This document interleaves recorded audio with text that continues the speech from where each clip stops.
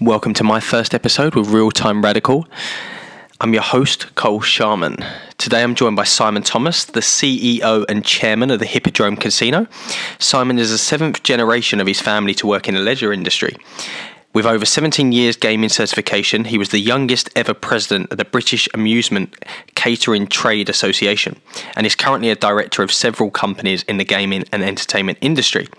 He was previously managing director of Thomas Estates, which operated many venues including Beacon Bingo in Cricklewood, which was the largest and most successful bingo club in the country. Hope you enjoy this episode. So we're here at the wonderful Hippodrome Casino, and welcome Simon to the podcast. Hi. Let's start off with the first question. Where were you born? In Loughborough in Leicestershire. Okay. And who are or were your parents? Jimmy and Alma. My mother sadly passed away in 2008, and she was an amazing lady. And my father, who's 83 and still very much around, he was originally from a family of travelling showmen, but he settled down and built up quite a big business, which I'm sort of taking on and moving on. And where did you grow up?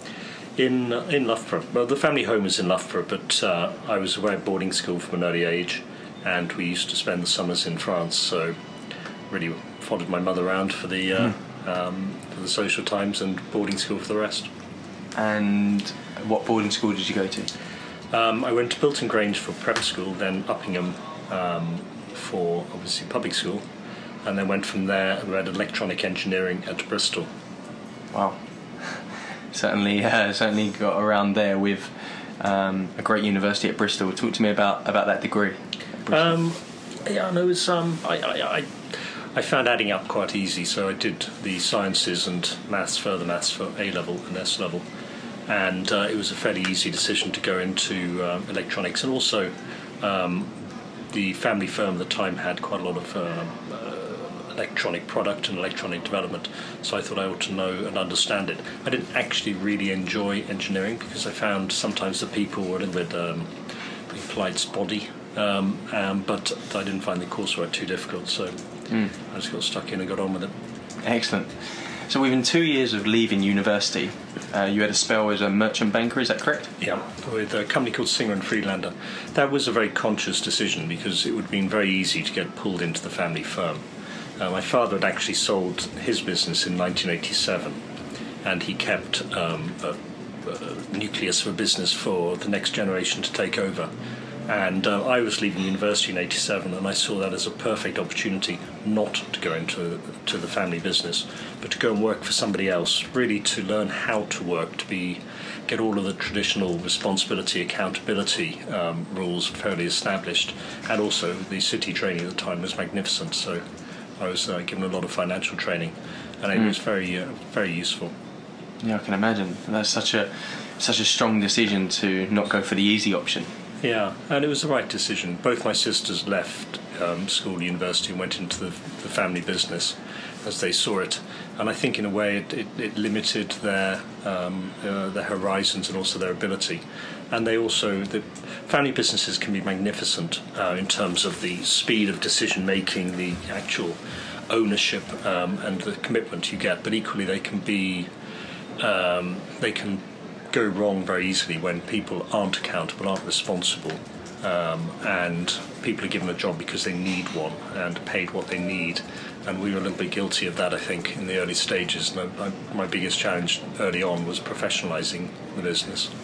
So as you said, you did join the family firm. Why did you do that? Going after you made that decision, and then 2 years later you then joined the family firm. How did that decision come about? I think I was always destined to go into it. It was a fantastic opportunity to be given a small business that was already moving and running, and I wanted to work for myself. I did thoroughly enjoy my time in the city, and in some ways I would have been absolutely in the sweet spot for the hedge fund business, and with a background of sort of tech finance, I would have, who knows what would have happened, but I didn't stay in there. And I took the decision to get involved in a smaller business. It was quite a shock going from the city into small business. I remember even back in 1987, 88, paying £4.50 for a sandwich in the city, and then going up to one of our sites in Birkenhead and giving them a fiver and getting £4.50 change. just something was wrong there. So, what was the size of the firm when you say it was a small firm when you joined it? Well, I had a bingo hall and 6 arcades employing about 40 people. Wow. And then you become a leader of the workforce quite early on into your career. Did you feel you were capable of this? 'Cause it came around quite quickly. I learnt very quickly that I wasn't. I started off as joint managing director with a brother-in-law, and it's a very heady title to start with, and there was a huge amount of expectation. And I realised very quickly that I was way out of my depth. I wasn't very good at the people management, and I went through an incredibly rapid learning curve, making huge mistakes but learning from them. Sounds like the best way. What were the simple things you did for the business to grow it? It's a very good question. It's a long time thinking back. It was getting stuck in at every level and actually demonstrating that I would do everything. So I did every job in every one of the businesses, from cleaning the toilets through to the early morning collections. I spent a lot of time with the people and learnt as I went along. And then I suppose at the same time keeping an eye on the big picture. So learning the basics but expanding the business, seeing where the opportunities were and directing it towards them. So just going off slightly, you talked about cleaning the toilets. How did you stay motivated when you were doing the proper, the real groundwork? It's a necessary part of growing up. There's a very famous story about JFK when he was asked. He asked a cleaner at Cape Canaveral during the space program what his job was, and he said, "I'm helping to put a man on the moon." And even now, with the cleaners here, I make sure they've all got a name badge because they are part of the team, and I will say hello to them and chat to them in the same way I'll chat to everybody here. The cleaners often are actually the best form of best source of information because they know everything that's going on. And the coffee with the cleaners is always very worthwhile. Excellent, that's great ethos. You had the bingo, the Beacon Bingo in Cricklewood, the largest and most successful bingo club in the country. How did you get this to that level? That was really understanding the legislation. Going back to the 1960s, the casino, bingo, gambling world was in a bit of a mess, and the government came out with a very strict law, the 1968 Gaming Act. And it was draconian. It was almost Victorian in terms of not allowing gambling companies to advertise, promote, have live entertainment, alcohol on the gaming floor. You had to be a member. And what happened in the bingo world was the government realised that the rules were too strict, and they started deregulating it.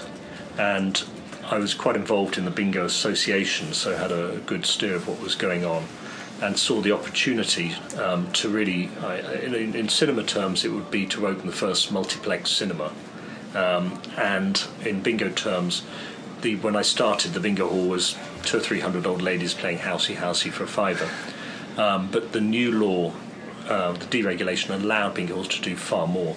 And Cricklewood had 3 bars, 2 restaurants, 2 cabaret stages, wedding licence, cinema licence, 265 slot machines, 800 car park spaces. It was completely off the scale. And it was, in its day, brilliant. It's actually still the largest bingo hall in the country. That's amazing. It was good. It was good fun. What was the main thing you learned in that period of your business life? Probably to not be afraid. There's a very simple philosophy that I work to, which is that in any conflictual situation, you've only got 3 choices. You accept, you change, or you walk away. And if 2 of them aren't viable, don't be afraid of the 3rd one, just get on with it. It's the only choice you've got. And it really simplifies things. And when you are faced with a horrible situation and the only choice is to change it, then don't be afraid, just change it, get on with it, and so on with the other 2. Certainly. You become the youngest ever president of the Industry Trade Association, BCTA. What did this role bring to you? I very nearly didn't become it. I actually was very unsure about taking the role because I was way too young. I was a little bit out of my depth. How old was you at the time? So it was 99, so I was 34. Okay. And I also had a very young family, and the business was growing rapidly, and I was sort of very stretched on that. So to suddenly commit really a day a week to the Industry Trade Association was a huge commitment. And it was only, I probably would have done it, but I was then challenged for the role, and all of a sudden that put my back up, and so I definitely went for it. But it was, in hindsight, it was perfect. It gave me exposure to the much wider industry, and a much greater understanding of the gaming and leisure world. But equally, it also gave me lots of international contacts, all my contemporaries in the other countries, which proved to be very valuable later on. Definitely. So we've gone past them two roles. We're moving on to where we are now in the Hippodrome Casino. How did this opportunity arise for you? Yeah, really following on from the BCTA role.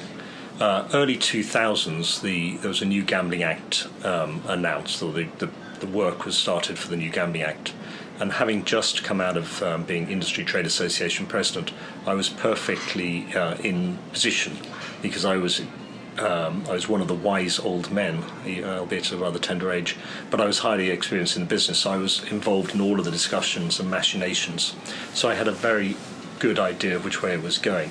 And also the smoking ban was announced, and through the international contacts that I developed, I was able to track what happened in other countries with the smoking bans, and particularly Australia. I got down to the granular level of speaking to some poor guy in Melbourne every week, finding out what actually happened with the smoking ban, not what they thought was going to happen.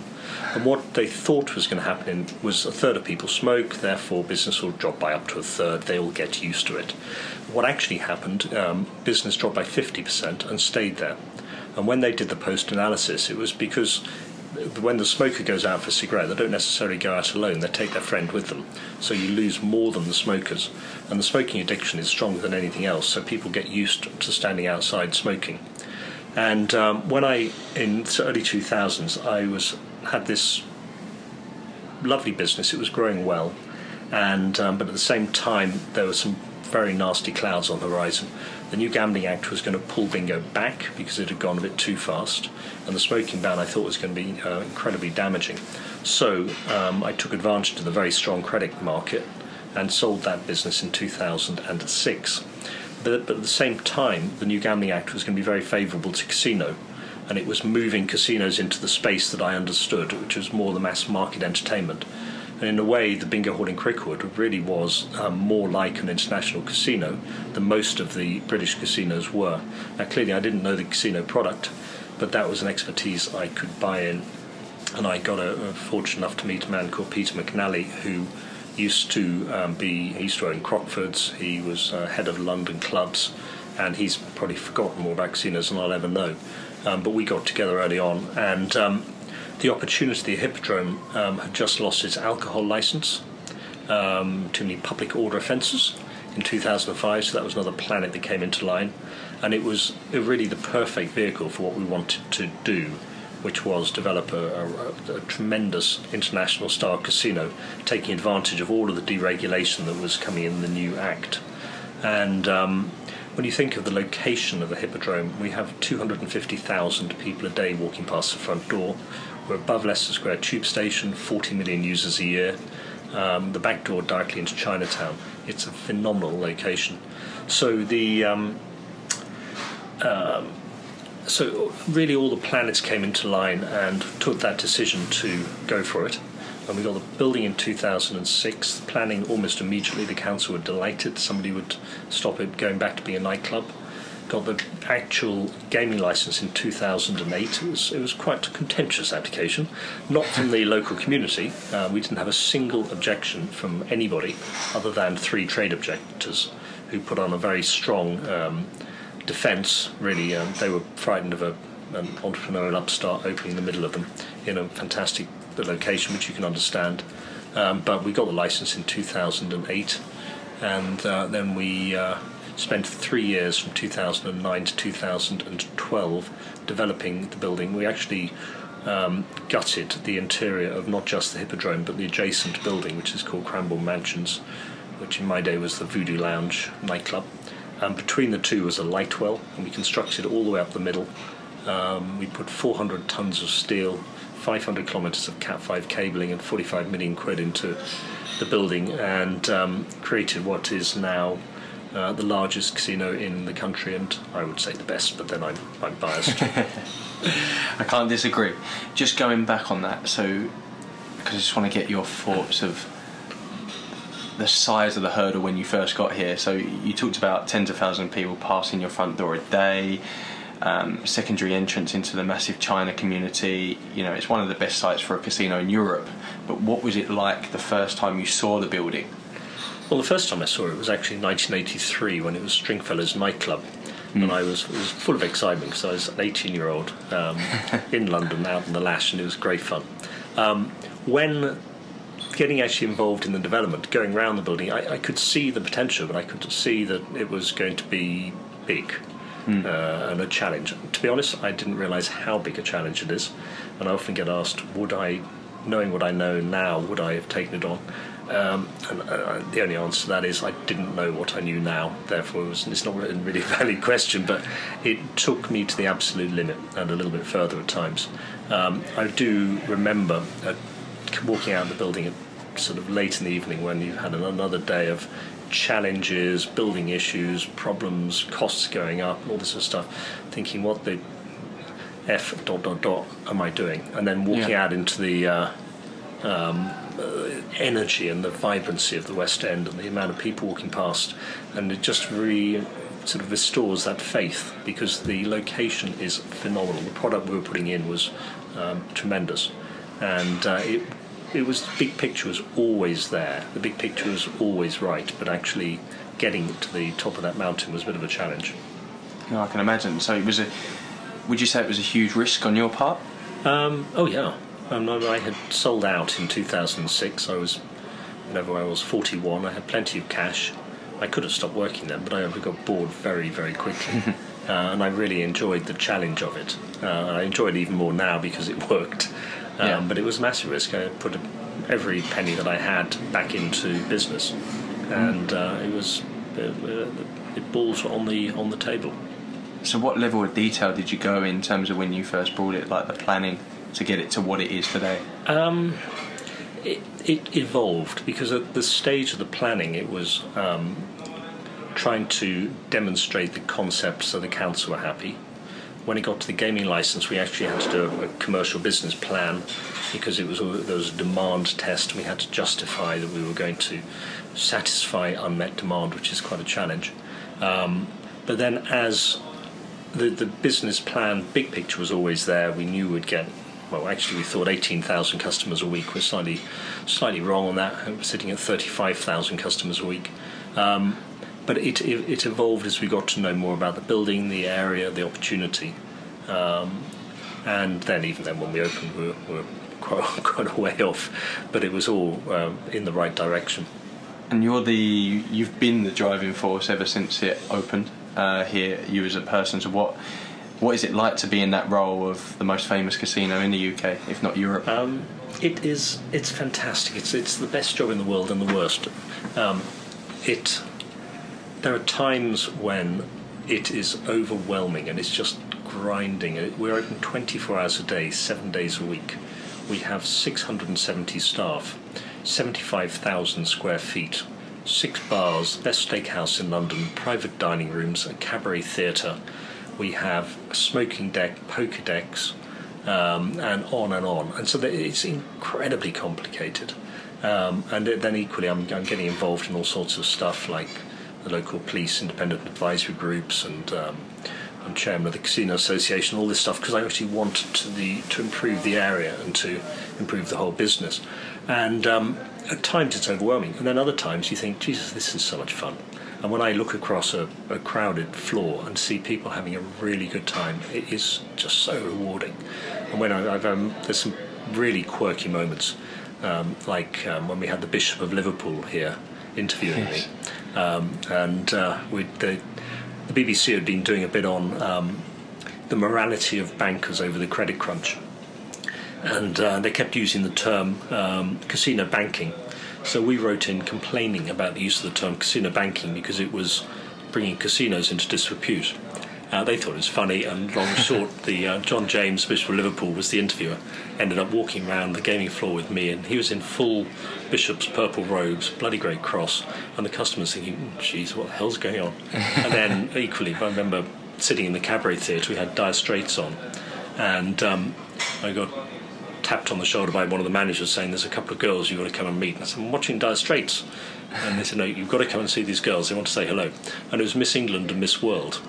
And it was just like that George Best sort of where did it all go wrong moment. And so there's real balances. There's incredible highs and lows of any business, and we're no different here. Of course. That's, I'm sure there's some amazing stories. What has been your biggest challenge to date at the Hippodrome? Getting it open to start. It's been a series of challenges. The first challenge was getting control of the building, then getting the planning. Getting the license was a massive challenge. And then the next one clearly was getting it open. Anybody that's done sort of property development, especially 2 Grade 2 listed buildings in the heart of Westminster, can empathise with the challenges thereon.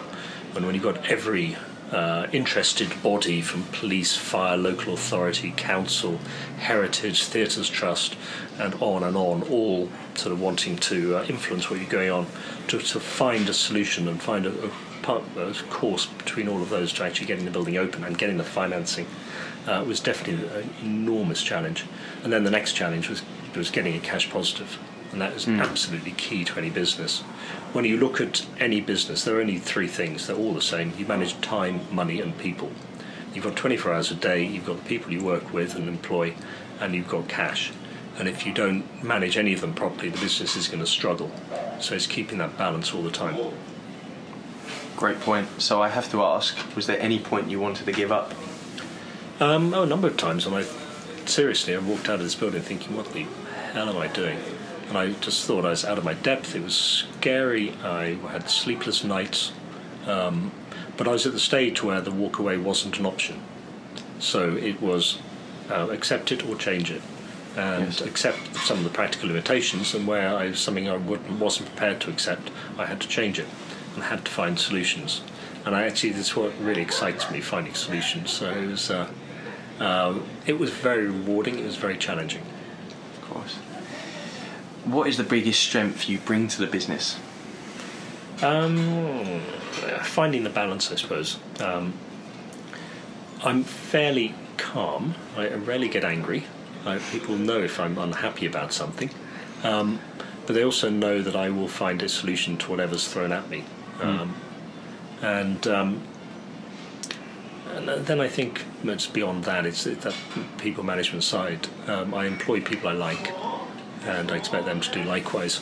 And we created a group of people who are very, very good, and also then sort of letting them manage and empowering people to actually get on with their jobs. When we started off, I knew every single thing in this building, and now I don't, and stuff happens, and it's a little bit scary, but it's actually brilliant when you see a promotion, an event happen that I know nothing about, and it's done and executed brilliantly by people that are having fun doing it. It's incredibly rewarding. And have you got used to that sort of delegating and trusting in people? Well, you have to. You don't see no choice. I still don't like it. I'm very happy to micromanage at times, but I know there's insufficient hours in the day. I love flying to the States because I get a few extra hours in the day, and there are insufficient hours, so you have to delegate. You have to give people scope, but do it in a way where they can win, not giving them too much rope that they hang themselves, but giving them enough rope so they can perform. Yeah, I suppose freedom within a framework. Yeah. How are you keeping the Hippodrome as a key venue on the tourist footpath, especially in such a competitive area as London? The same way I've always done business. We are always improving. We never sit still. And part of that is very exciting for customers because they always see change and they see improvement. And I have seen businesses where people refurbish them every 10 years and they go into steady decline for 10 years and they get a lick of paint and it goes down again. And it's managed decline. We go the other way. We're managed incline, where we're always seeing, oh, that room's good, but actually we can make it better.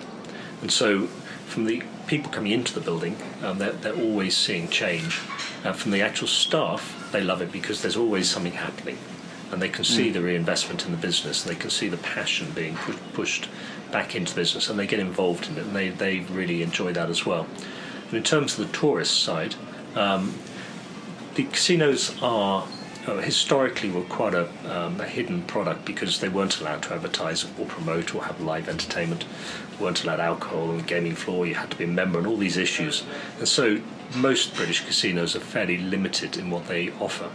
The tourists, though, are actually used to the international style casino, where they recognise it as a wall of security where you can go in and have fun. And you're not going to get bothered by drunks, but it's a great place to go for a drink. You'll always get really good food. And our steakhouse has been voted the best steakhouse in London, which I'm very proud of.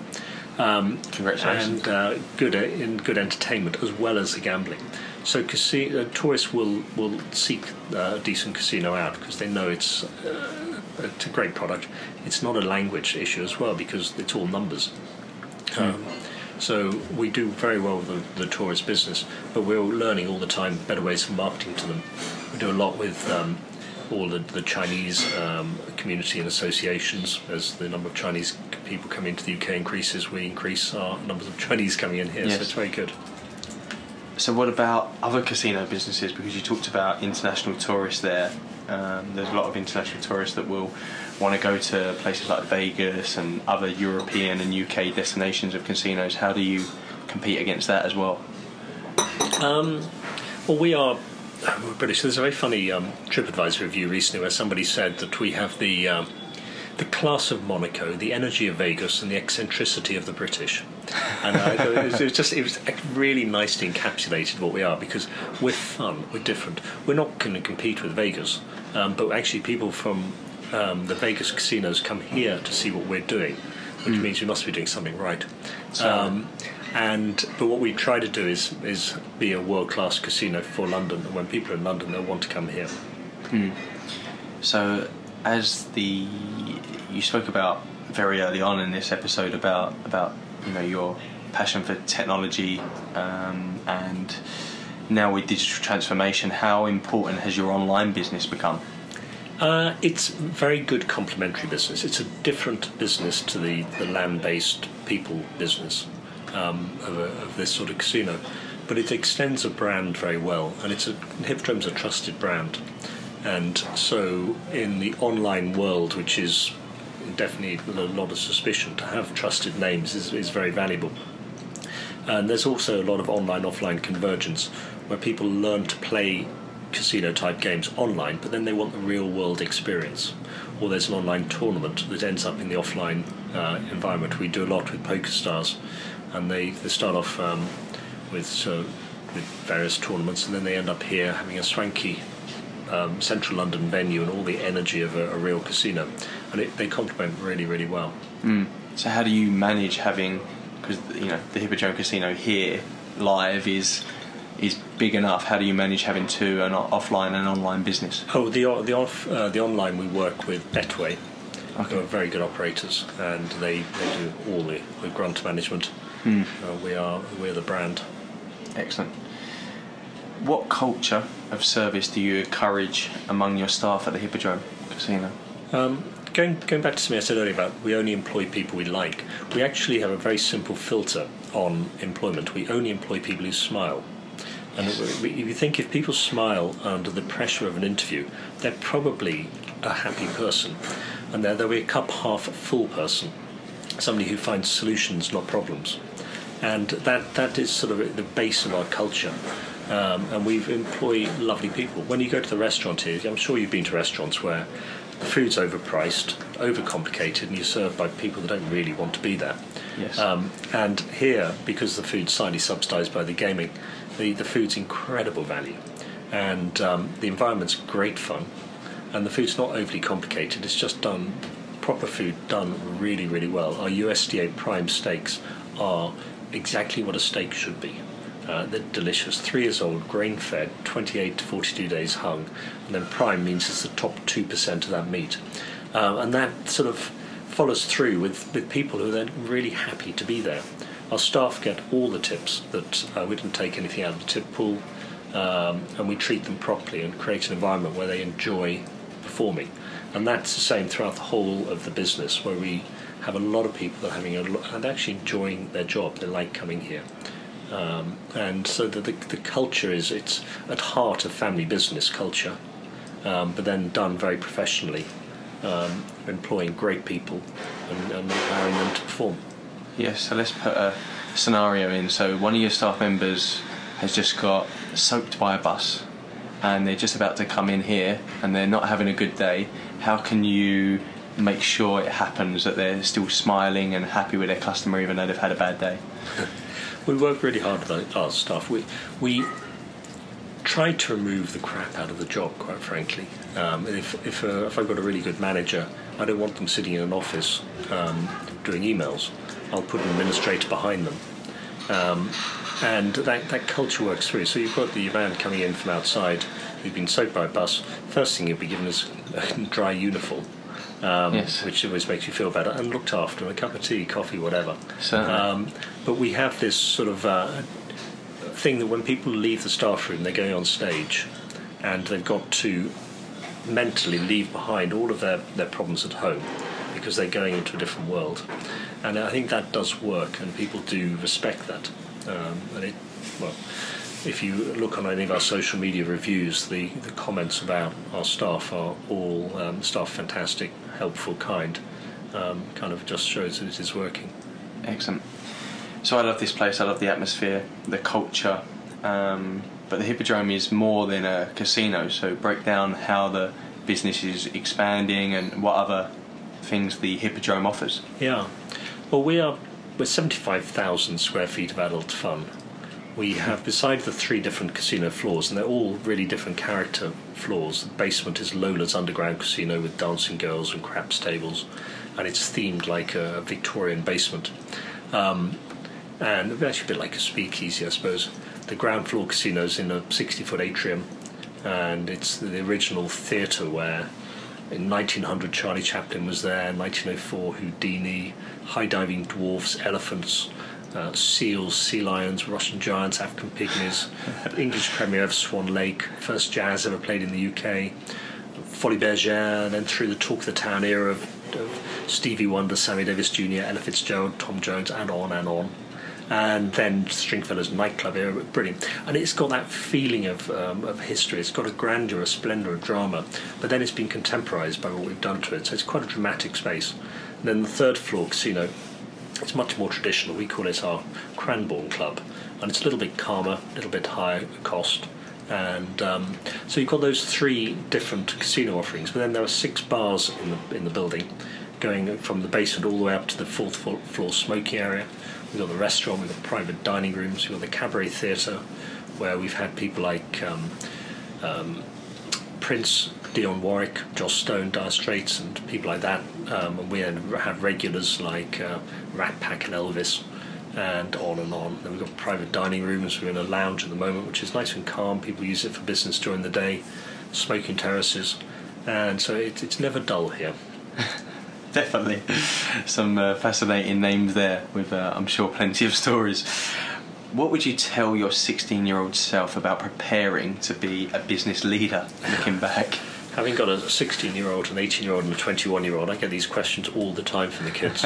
And it's really hard because I remember when I was 16, 18, you're very naive. You don't really understand what life's about. What you'd like to do is have all the goodies of somebody who's spent their life working really, really hard, creating value and wealth, but you don't realise what the journey's like to get there. And it's really getting that big picture of knowing where you want to get to, and then doing whatever's necessary to get there. It's almost like seeing a mountain in front of you, and you think, "Oh, I'd like to be on the top of that mountain," but it's a bloody long walk up there. And but actually, explaining to the 16-year-old, you can get there if you really, really want to get there. But just don't. You're not going to run up the mountain in one day. You're going to have to walk slowly, constantly. You'll have obstacles in your path. You've got to find ways around them, and but keep going with that big picture in mind. Oh, I love that. That's excellent. So, what is next for you? What's next for me? I'm having a ball, to be honest. It's been a long journey to get to this point, and it's now definitely at the fun part. It's still, we have challenges every day and issues coming up. We're pushing for legislative change, which should actually come through probably this time next year, which would be incredibly helpful. But it's taking this business and letting it develop and nurturing it. It's an incredible building. I feel quite humble in a way to be allowed to have been to play with one of London's icons, and I love the way that it's developing. I love seeing people coming through. Some of my staff are just brilliant, and you see them going from relatively low positions and then developing into real rounded professionals, and things like that are just they're very rewarding. So for me, it's more of the same for the moment, but I am constantly being offered opportunities, and as and when I find enough time, I'll be looking for some more. Of course. So as we always finish every episode, 10 quick fire questions. Are you ready? Yeah. Okay. What turns you on professionally? Getting results, ticking boxes, trying new things, and finding the ones that work. What turns you off professionally? Time wasters. How do you unwind? If I'm two ways.